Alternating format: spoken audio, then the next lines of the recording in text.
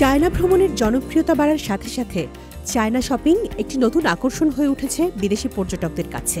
ভিসামুক্ত transit, তাৎক্ষণিক কর ফেরত এবং উন্নত পেমেন্ট সমাধানের মতো নীতির মাধ্যমে পরিচালিত হচ্ছে চায়না শপিং। সম্প্রতি ১৫০০-এর বেশি যাত্রী নিয়ে দক্ষিণ চীনের শেনচেন বন্দরে নোঙর করে একটি ক্রুজ জাহাজ, যার ৯৭% বিদেশি পর্যটক, যারা এই শহরটি আবিষ্কারে আগ্রহী, পাশাপাশি কিনতে চান উচ্চমানের এবং সাশ্রয়ী মূল্যের চীনা পণ্য।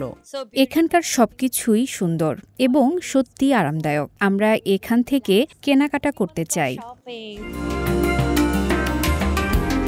পৃথিবী বিখ্যাত উদ্ভাবনী কেন্দ্র শেনচেনে বিদেশি পর্যটকরা ড্রোন এবং স্মার্ট চশমার মতো উচ্চ প্রযুক্তির পণ্য কিনতে আগ্রহী হচ্ছেন।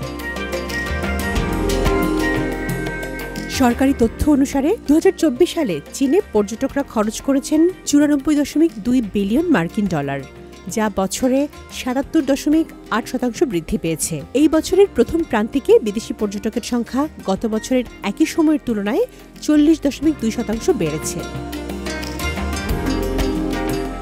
জানুয়ারি থেকে মার্চ পর্যন্ত সাংহাইতে কর ফেরত পণ্যের বিক্রয় ৭৬০ বিলিয়ন ইউয়ান বা প্রায় ১০৪ মিলিয়ন মার্কিন ডলারে পৌঁছেছে, যা গত বছরের একই সময়ের তুলনায় ৮৫% বৃদ্ধি পেয়েছে।